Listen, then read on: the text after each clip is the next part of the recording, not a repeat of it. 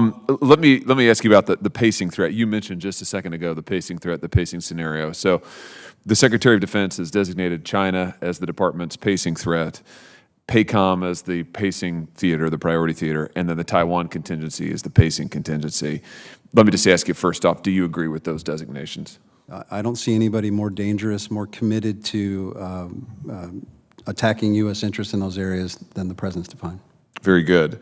And do you agree that the threat of a potential Chinese invasion of Taiwan is something that we need to be concerned about this decade in the 2020s, not just 2030 and beyond? I think the observables show that there's a clear indication that they are moving in that direction very rapidly. We're diving into a high-stakes Senate hearing where Senator Josh Hawley took some serious concerns straight to General Saltzman of the U.S. Space Force. The focus? How ready is Space Force to defend the U.S. against China's growing threat, particularly as China's reach are expanding into space and increases the risk of conflict? In this, we'll be covering the U.S. strategy for defense, the tech we need, and just how close we might be to a new kind of warfare. Stick around to hear the latest on America's defense priorities and what it means for us all.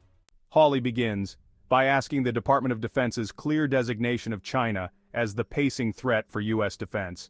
He specifically asked General Saltzman if he agrees with the prioritization of China as the greatest threat facing us today, especially given their ambitions around Taiwan and in the broader Asia-Pacific region.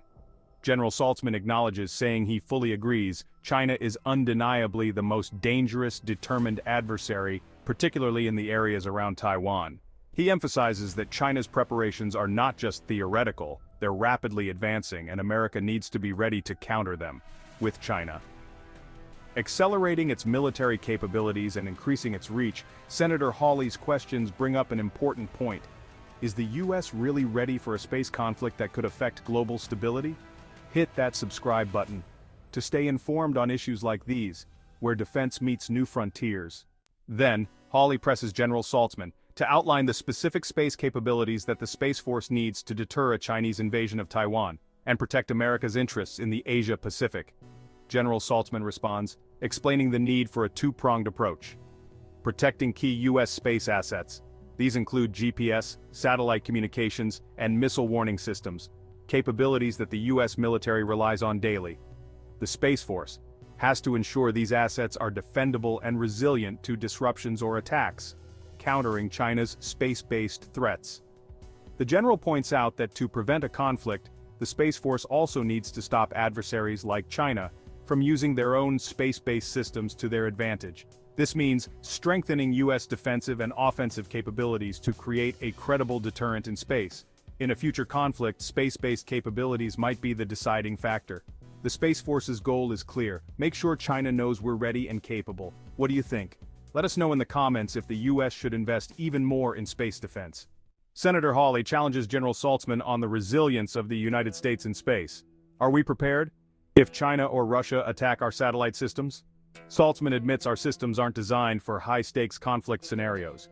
He argues for a distributed system with multiple smaller, interconnected satellites. This approach makes it harder for adversaries to disable our systems. It's necessary to stay ahead of nations like China. He asks if the U.S. Space Force has the anti-satellite weapons needed to counter threats from China or Russia. Saltzman's response is cautious. Current capabilities are adequate, but the security landscape is changing fast.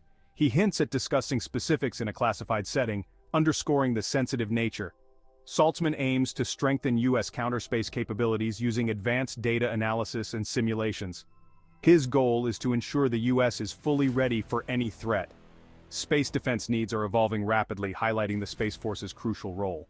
So there you have it. Senator Hawley and General Saltzman's conversation laid out the high-stakes reality of defending America in a world where space is no longer a peaceful domain. China's ambitions are clear, and so is the U.S. Space Force's mission to prepare and protect our nation.